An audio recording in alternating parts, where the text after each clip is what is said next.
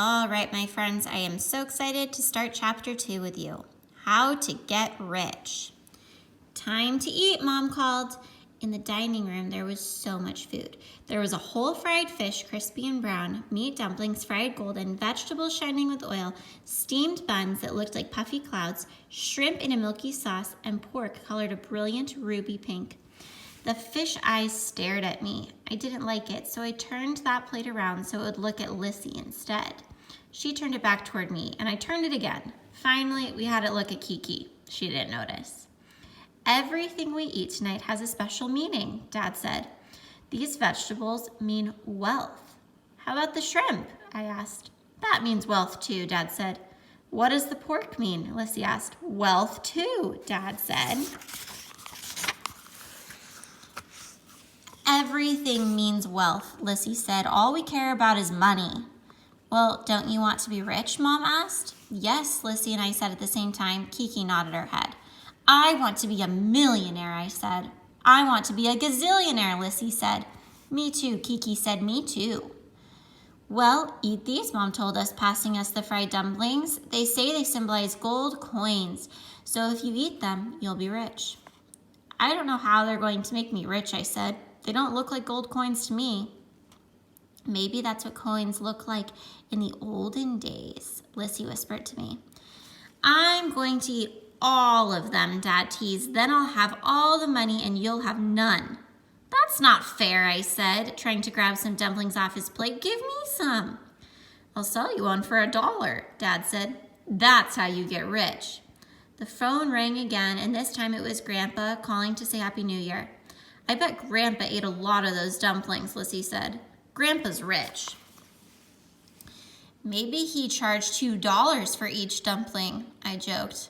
Actually, Mom said, Grandpa got rich by doing a job for free. Did I ever tell you the story about Grandpa's first patient? We all shook our heads, and Mom started the story. How Grandpa got rich. When Grandpa graduated from medical school and was officially a doctor, he was so proud. But he had a problem. He had no patients. It seemed like whenever people were sick, they went to someone else. No one wanted to go and see Grandpa, a young doctor with no experience. Still, with the help of his parents, he opened a small clinic in the neighborhood. Sometimes his mother would come over saying she had back pain so he could cure her. Sometimes Grandpa would use the stethoscope on himself just to make sure it was working. But most of the time, Grandpa just sat there alone, like the last dumpling on a plate.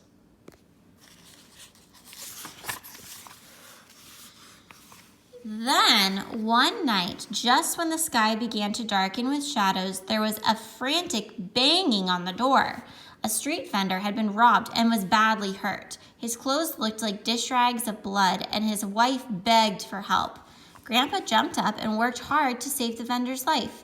He worked deep into the night, and he only stopped when the moon hung like a freshly peeled lychee in the sky. Finally, the patient was out of danger. Grandpa left him with his wife in the clinic and told them he would check up on them in the morning. But when Grandpa woke up the next morning and went to check on his patient at the clinic, there was no one there. The bed was made and the room was all clean, or was as clean as an empty rice bowl. Had he dreamed it all? Later, Grandpa found out that his patient was very poor. He and his wife had sneaked away after Grandpa had left because they knew they could not pay him. In fact, right after the accident, the wife had brought the vendor to 2 other doctors before Grandpa. The other doctors had refused to operate because they knew he couldn't pay. Grandpa, on the other hand, didn't even think about asking for payment and had just hurried to save his life. So it looked like Grandpa's first patient was going to be free of charge.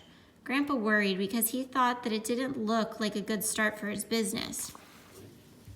He had his family to support, and they were counting on him to make money as a doctor. Was this first patient a sign of his future? But he shouldn't have worried. Like the smell of roast pork, the news of Grandpa's good work spread around the village. People were warmed by the fact that Grandpa cared more for their lives than their money. They stopped seeing the other doctors and came to him instead. Soon he had more patients than he could handle. And that is how Grandpa became rich, Mom finished. Then she looked at the empty table. You, there's no food left for me.